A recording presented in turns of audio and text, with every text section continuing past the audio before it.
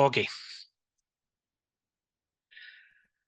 bueno, siendo las 7:35, bienvenidos a todos los que se conectan hoy a este nuevo curso de Foro Republicano, en el cual, junto al profesor Ángel Soto, vamos a profundizar en una materia a 50 años de las reformas económicas de 1975. Por lo tanto, eh, tenemos mucho que hablar, mucho que discutir, mucho que trabajar también en estos aspectos históricos, económicos que hemos vivido en Chile, tanto sus consecuencias en la actualidad y también recordar bastante bien cómo se vivía en la época. Em, Esto va a ser un curso de 4 sesiones y la primera parte vamos a tratar todos los aspectos previos a las reformas económicas del 75 y que llevaron a la consecuencia de hacer estas políticas de shock de Jorge Caguas y sus otros compañeros y colegas de trabajo. Así que, bueno, para partir con ello, pues voy a aceptar a una de las personas que están esperando. Vamos a partir con una contextualización, antecedentes previos, lo que fue obviamente la Unidad Popular, las reformas estructurales, lo que fue el gobierno de Salvador Allende y algunas reflexiones finales. El objetivo del curso, como está enfocado a los 50 años de las reformas, obviamente nos vamos a centrar particularmente en el último periodo de la última década previa al 73. Entonces, algunos conceptos eh, iniciales para tener es que vivíamos en una época donde la inflación era considerado algo prácticamente normal dentro de la economía, siendo una normalidad. La ciencia económica de la fecha o la ciencia económica hegemónica de la fecha eh, usaba la inflación como parte de los análisis dentro de las mismas economías, pero con el tiempo ya se han consensuado visiones que se han discutido sobre la inflación, de que perjudica a las personas. Y en ese sentido vamos a entender una definición tradicional de la inflación que nos entrega el Banco Central, que es la inflación es el alza sostenida y generalizada de los precios en una economía. Cuando esta es elevada e inestable, tiene serie de efectos sobre el bienestar de las personas y disminuye el poder adquisitivo del dinero. Es decir, con la misma cantidad de dinero se alcanzará menos para bienes y servicios. Ahí tienen un ejemplo. Y en el caso particular, por ejemplo, en Chile, podemos ver que un billete de 10.000 en el año 2005 hoy serían 4.700 pesos aproximadamente. Es decir, la pérdida de poder adquisitivo en el tiempo, en este caso de 2005 a 2025, ha sido aproximadamente eso, para que tengan esa dimensión. Y ahí es que nos damos cuenta de que un paquete de papas fritas, antes alcanzaba, o uno dice, con más dinero llenaba más el carro del supermercado, con el mismo dinero. Bueno, eso es parte de ese efecto inflacionario en cierta medida.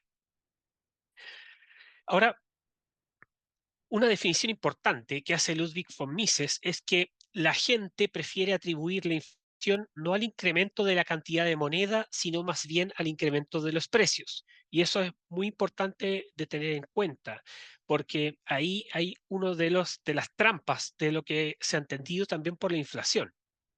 Entonces, la inflación, desde el punto de vista de lo que señala Ludwig von Mises en su libro de política económica, es que la inflación es un fenómeno monetario. O sea, a medida que más se expande la masa monetaria, se genera un proceso inflacionario, y eso es lo que también es lo que está tratando de controlar hoy Argentina con haber frenado históricamente ese proceso también de hiperinflación. Y otros dos conceptos que tenemos que tener en cuenta también es el fenómeno de los intercambios libres y el proteccionismo para entender la economía de la época. Nosotros teníamos una economía principalmente proteccionista, aunque el mismo gobierno de la Unidad Popular señalaba que vivíamos en una economía capitalista, cual era falso. Teníamos principalmente la industria controlada por el Estado, y por distintos niveles de agentes gubernamentales distribuidos tanto en las cajas de pensiones, en la economía tradicional, en la industria, etcétera. Entonces, ¿qué se entiende por proteccionismo? La idea de que es necesario proteger el mercado interno porque otras naciones toman ventaja comercial con otros. Eso lo estamos viendo hoy también en lo que está ocurriendo en los Estados Unidos, con ciertos avances de políticas proteccionistas que vienen también a ser vienen a perjudicar en el mediano plazo y en el corto plazo, por supuesto, a los consumidores locales. Lo otro es políticas de tarifas, cuotas, barreras de intercambio, cosas que suenan, que se están poniendo de moda de nuevo y que son cosas o recetas fracasadas que se dieron en el pasado, que llevaron a problemas económicos en distintas naciones. Lo otro es el concepto de proteger a los trabajadores locales ante la competencia extranjera, eso también es parte de la definición del proteccionismo. Y por otro lado tenemos los intercambios libres, en la cosa de que los países se benefician en comerciar con otras naciones, de que las políticas de intercambio no deben tener mayores restricciones, ni tarifas, ni cuotas.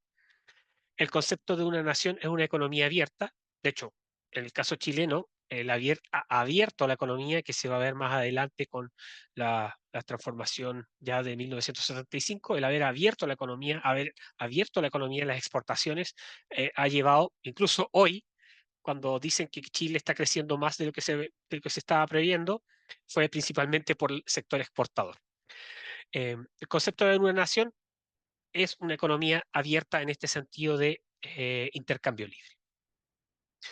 Entonces, algunas cosas que estaban ocurriendo, que entre el año 50 y el 70 había un crecimiento moderado en el país, sin mayores vaivenes, proteccionismo, aranceles, eso era el común. Había un aumento de afiliaciones también de sindicatos, ese es un fenómeno social que se fue dando también, tanto de obreros, empleados y campesinos. Si pueden ver ahí la tabla, eh, pasamos de 276.000 a 551.000 en, en tanto a las afiliaciones a sindicatos. Eso también empezó a generar tensiones dentro de la economía y la industria. Además, otro proceso social importante que reflejado después la polarización política fue el aumento de los votantes entre el 58 y el 70, de un 15% de la población que votaba pasó a ser cerca de un 30%. Además, se gozó de un precio mundial del cobre alto. Entre el 68 y el 70, el cobre representaba cerca del 75% de las exportaciones también, que no es un dato menor, que después la Unidad Popular buscó y nacionalizó el cobre. El número de huelgas pasaron. Todo este fenómeno se fue dando en forma paralela, por supuesto, que las huelgas pasaron de ser 142 en el 65 a más de 1.500 en el 70, más polarización social y tensiones, entendiendo también un Chile que eh, tenía unas altas tasas de pobreza mayores del 50%. Por otro lado, en el gobierno de Frei Montalva, Frei entregó importantes reservas internacionales, cerca de 400 millones de dólares dentro de su gobierno. Por lo tanto, también había una sensación de buen desempeño de la economía. Ya el 4 de septiembre del 70, cuando se elige Salvador Allende con esta mayoría relativa del 36,2% de los votos, y luego pasó al Senado, eso lo han visto en otras clases acá, eh, se ve que algunas variables del sector externo para el periodo anterior del 70, y ahí se ve algunas importaciones, los saldos de cuenta corriente, la balanza de pagos también, y el nivel de reservas internacionales que señalábamos que eran cerca de 400 millones de dólares, que eso da también una percepción de cierta sanidad en la economía. Y cuando volvemos ahora al concepto de inflación, nosotros vamos al programa de la Unidad Popular, y en su página 10 y 11 nos dice que la inflación obedece, no, vamos a los disformices de nuevo, no a un fenómeno monetario, sino que para la Unidad Popular era causas de fondo relacionadas con la estructura capitalista. Entonces, un nuevo mito que instalaban dentro de la sociedad, sobre todo en las masas menos educadas. Era culpa del capitalismo y la única alternativa verdaderamente popular es terminar con el dominio de los imperialistas, es decir, justificación para la expropiación, para intervenir empresas, para poder desarrollar el proyecto de la Unidad Popular, terminar con el dominio de los monopolios, de la oligarquía terrateniente e iniciar la construcción del socialismo en Chile. Entonces eso es literal del programa de gobierno de la Unidad Popular. Y bueno, aquí tengo un librito que se llama La Nueva República y que ya en 1970, y este es un documento del programa del Partido Nacional de Chile, eh, esta pugna entre si es capitalismo o no es capitalismo lo que vive Chile también se discutía dentro del Partido Nacional. De hecho, acá se habla de que había un cambio de época y por otro lado, de que hay un mito de que en Chile existe una estructura capitalista. De hecho, aquí dice, y les leo, abro comillas, Chile no es un Estado capitalista y que no puede ser este el origen de su retraso. Esta es como una respuesta al programa de la Unidad Popular, si pueden ver. Y bien podríamos preguntarnos si no será todo lo contrario, porque con estos datos no sería difícil demostrar que los problemas que originan una excesiva, irresponsable y desquiciadora intervención estatal en todo orden de cosas y actividades. Entonces aquí lo que hacía este documento en la parte introductoria nos decía que el crédito, la banca, la industria, prácticamente el Estado intervenía en todos los aspectos de la vida social. Entonces aquí vemos esta pugna por el establecimiento de una narrativa sobre si es que Chile es capitalista o no es capitalista en la época. Y obviamente en el programa de la Unidad Popular ahí se destaca. El plan Buscovich, que era el plan económico de la Unidad Popular, se señalaba que la desigualdad de los ingresos son el privilegio de una élite, la desigualdad de los sectores productivos, se hablaba de la ineficiencia de la producción y pequeña escala de producción, que solo se beneficiaban a los grupos de altos ingresos, que había una alta concentración y monopolios, y además dentro de las reformas estructurales se señalaba que la nacionalización de principales recursos básicos, cobre, carbón y el hierro, expandir el área de la propiedad social, la estatización de las empresas industriales, estatizar la banca, control estatal de las firmas mayoristas y distribuidoras y expropiaciones.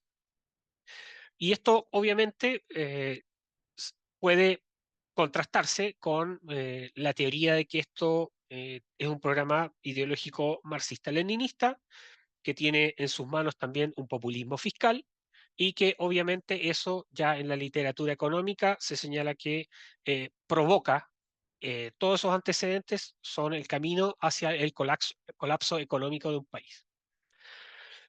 Bueno, un buen amigo, Víctor Espinosa, señala que Allende en uno de sus papers que revisan las políticas de la Unidad Popular, dice, aplicó por un lado política monetaria expansiva, aumentos de emisión monetaria y crediticia, por otro lado, políticas fiscales expansivas, es decir, aumento de gasto público con cargo a impuestos corrientes, directo, indirecto e inflacionario, además impuestos futuros, es decir, deuda pública. Entonces, todas esas ingredientes fueron parte de la receta del colapso económico de la Unidad Popular y de la economía que estaba en esa época.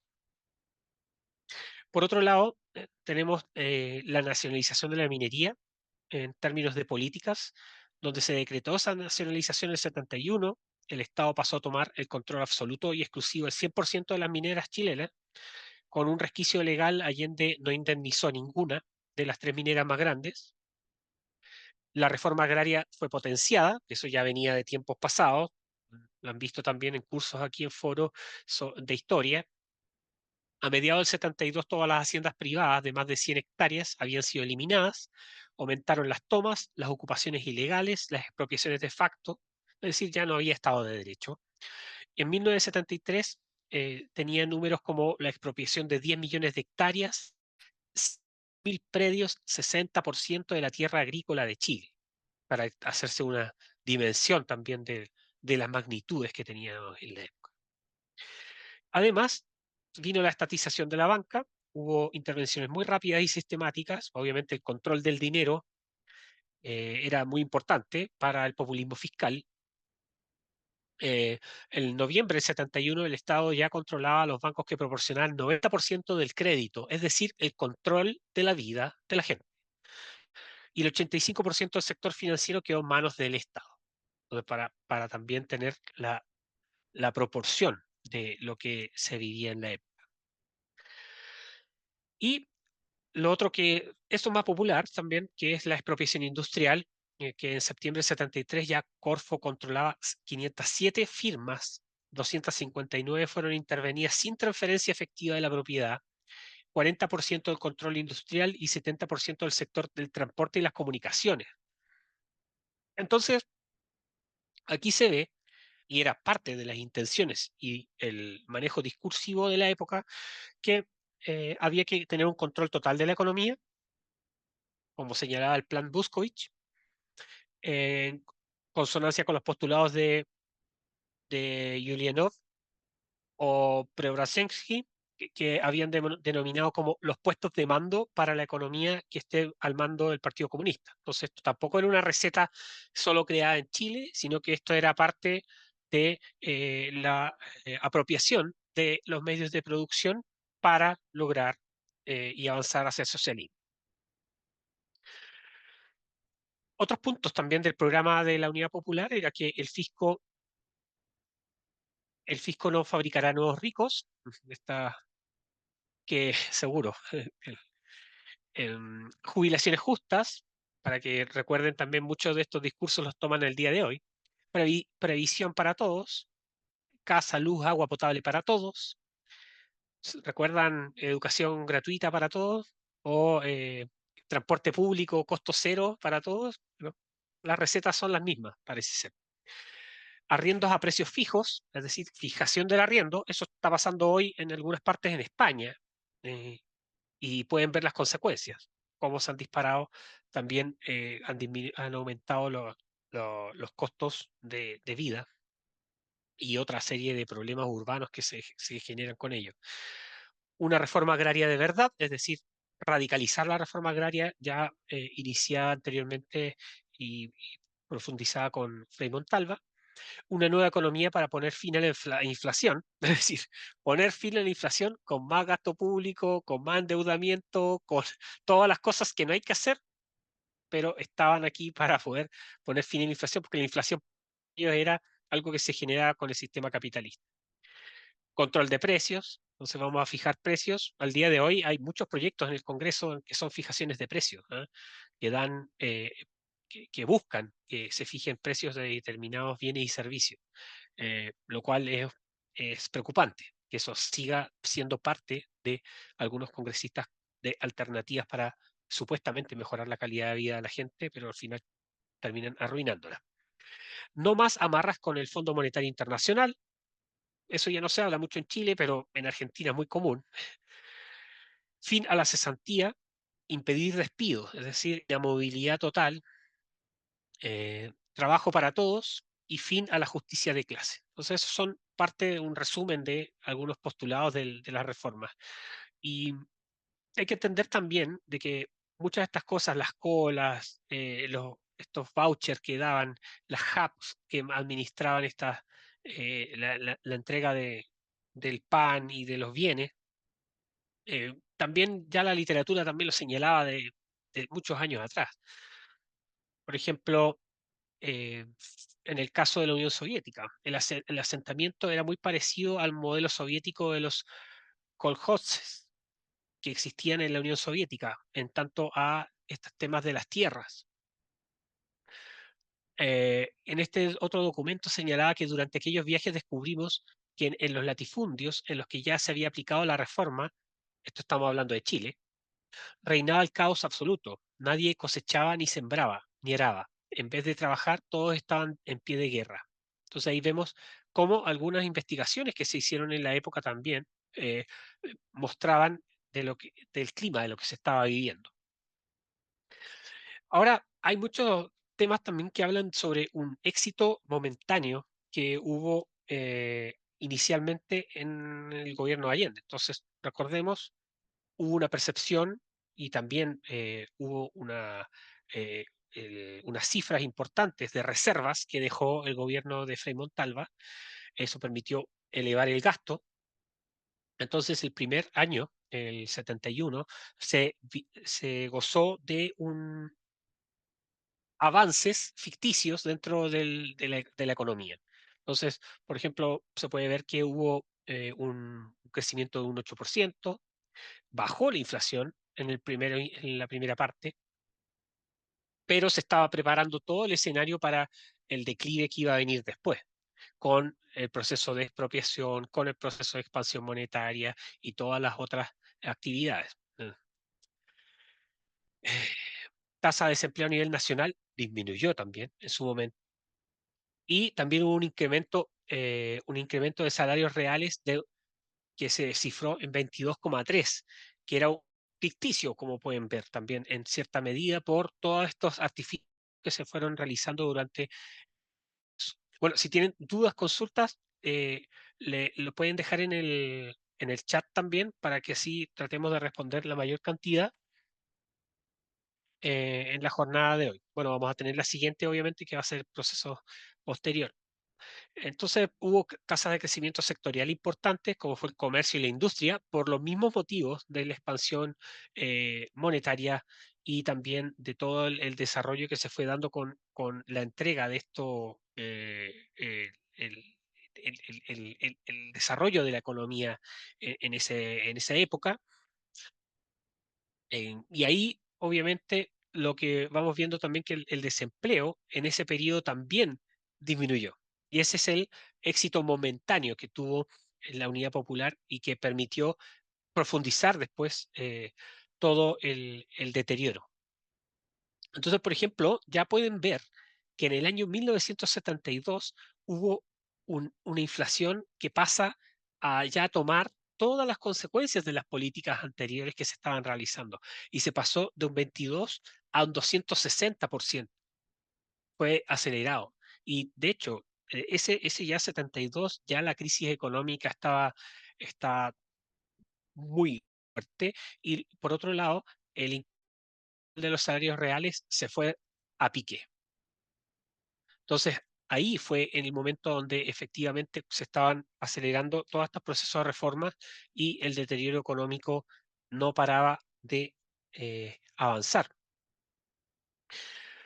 Podemos ver que en el año 73 se llegó a tener tasas de inflación de 605% medidas, y eso obviamente con un 38%, casi 40% de disminución de los salarios, era un caos completo en lo que era la economía, los salarios de la gente y también la escasez. Bueno, aquí tienen un resumen de distintas variables económicas de la época. El crecimiento industrial anual, ahí como pueden ver en el gráfico de la izquierda, se ve este vuelo que tuvo inicialmente, donde hubo un incremento sustancial y luego empezaron a decantar todas las reformas. Obviamente todas estas reformas no tienen un impacto directo en el mes uno, sino que se van dando paulatinamente. Entonces, aquí la política de la Unidad Popular de reajustar los salarios nominales para aumentar los salarios reales y mejorar la distribución del ingreso fue un fracaso, porque eso trataron de hacer. Perdón. Eh, Tras el gobierno de la Unidad Popular, Chile 8 años en recuperar esos salarios reales a niveles del 70, para que tengamos una dimensión también de que cómo en tan corto periodo de tiempo se puede deteriorar una economía tan fuerte. Y esa inflación que vimos anteriormente, 1000%. Entonces, ahí nos damos cuenta también de este proceso inflacionario que estaba afectando las casas y la de los chilenos. Bueno, aquí vemos también el cambio en la participación de las empresas públicas en el producto sectorial. Por ejemplo, en minería, de 13 pasamos a 85 en porcentaje. De la industria pasamos de un 3% a un 40%, de servicios públicos de un 25 a un 100. El transporte, que lo vimos anteriormente, pasamos de un 24% a un 70%, prácticamente el país completo estatizado. En comunicaciones del 11 al 70%, el sector financiero a un 85%. Las tasas de crecimiento del producto sectorial, ahí también podemos ver que en el 73 ya todos están en cifras negativas, tanto la agricultura, la minería, la industria, el comercio, los servicios. Y estas son cifras de la época, ¿no? Tampoco aquí hay que inventar la rueda, pero es importante también recordarlas, porque cuando se habla de este periodo se tiende a omitir la, la- la desgracia económica que ha provocado el socialismo en el mundo. Y los salarios, aquí también vemos los salarios mínimos reales con base 100, cómo disminuyen en el tercer trimestre del 73, con 50, y también de los empleados y de los obreros, y etcétera. La producción interna disminuyó, que como ven ahí también en el 71 aumentó un 3, disminuyó principalmente la producción. Obviamente, si se estaban tomando la industria y quienes a cargo de las industrias que no eran precisamente los que eran los expertos o los que las habían creado, obviamente eso iba a tener problemas en la producción, además de la politización y todas las intervenciones que se estaban dando por parte del Estado. Eso hizo que la producción interna disminuyera significativamente, y parte de las importaciones tuvieron que aumentar por este mismo fenómeno, porque dado que teníamos escasez, había que otra parte para poder suplir ello. Entonces, ¿qué nos dice? Que la gran expansión de las importaciones de trigo entre el 70 y el 73, de 200.000 toneladas pasaron a 951.000 toneladas en el 73, mientras que simultáneamente la producción interna disminuyó 43% durante ese periodo. Claro, la industria interna ya estaba siendo destruida.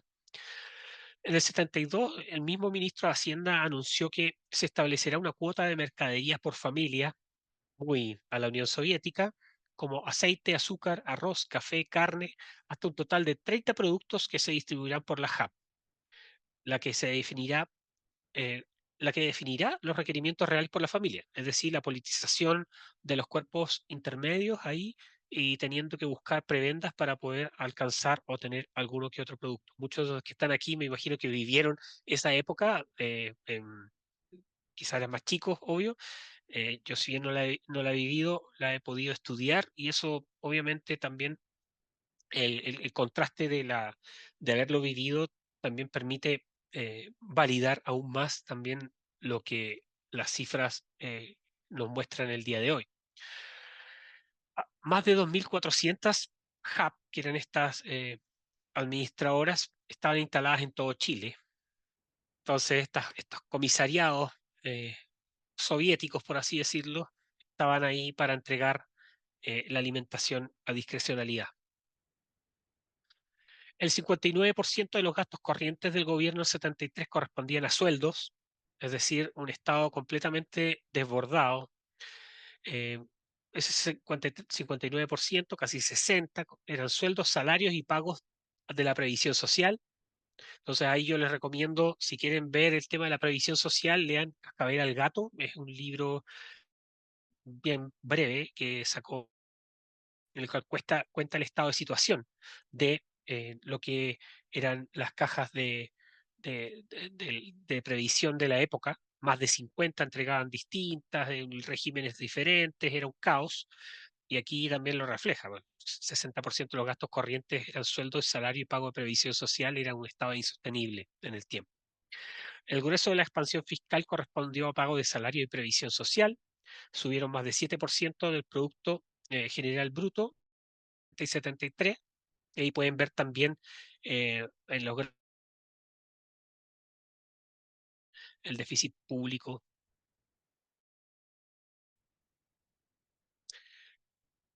Bueno, otro libro también que muestra mucho de las cifras y cálculos de la expansión monetaria. Aquí es el último que sacó Sebastián Edwards, que habla sobre la economía chilena y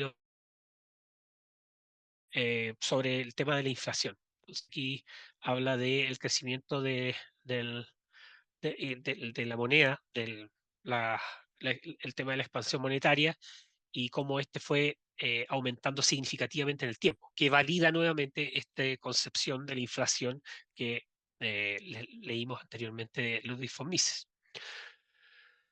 Algunos autores importantes, como Paul Rosenstein-Rodan, que se preguntó por qué Allende cayó, dice, fue una tragedia porque se ha tomado como prueba de que el socialismo y la democracia son incompatibles. Salvador Allende cayó no porque fuera socialista, bueno, ahí uno puede diferir eh, de esa aseveración, porque el socialismo es fracaso en sí mismo, pero bueno, este intelectual, que no precisamente es de sectores liberales o conservadores, dice Salvador Allende no cayó porque fuera socialista, sino porque era un incompetente. No hizo nada para aumentar la producción para satisfacer esa demanda. En cambio, imprimió dinero. Un colapso era inevitable y la inflación resultante no solo destruyó la redistribución del ingreso que había tenido lugar, sino que redujo los salarios reales por debajo en un artículo que sale en The Economist sobre el fin de Allende, también dice la responsabilidad única del gobierno se debe a Salvador Allende, no los grandes terratenientes, economistas eh, o la prensa, como algunos quieren seguir diciéndolo el día de hoy. Paul Johnson, un gran historiador, señaló que el mayor éxito del KGB soviético también, antes de ser lanzado al basurero de la historia, fue haber contribuido a la propaganda para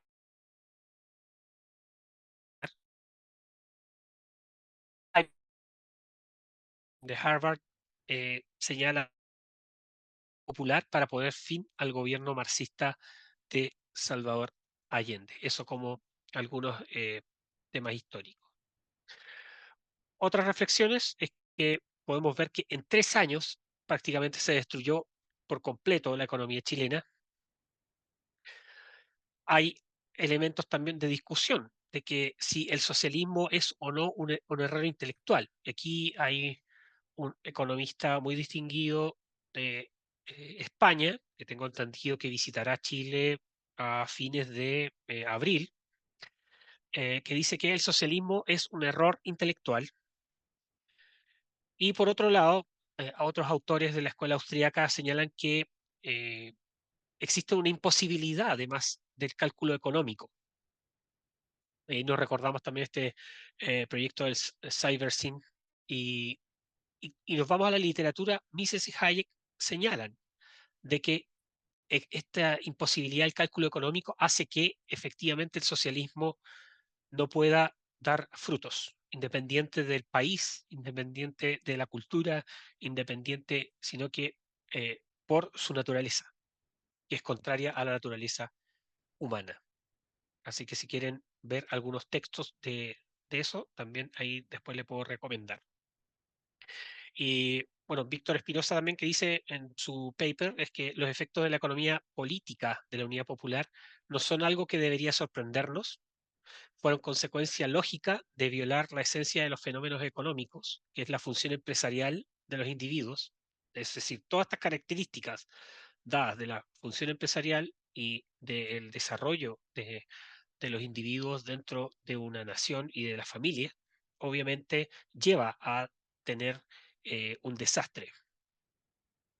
Y estas consignas como la superación del capitalismo, la fijación de precios, aumentar los sueldos por decreto, la noción de pueblo también son para reflexionar, porque hoy tenemos estas mismas narrativas que se tratan de instalar con nuevos adornos, pero al fin y al cabo siguen siendo lo mismo. En el caso de fijar precios en distintas áreas, dependiendo si es que hay una crisis o no, o si industria porque ha tenido prácticas poco competitivas. Entonces aquí es muy importante también este del relato y de la verdad histórica. Así que muchas gracias.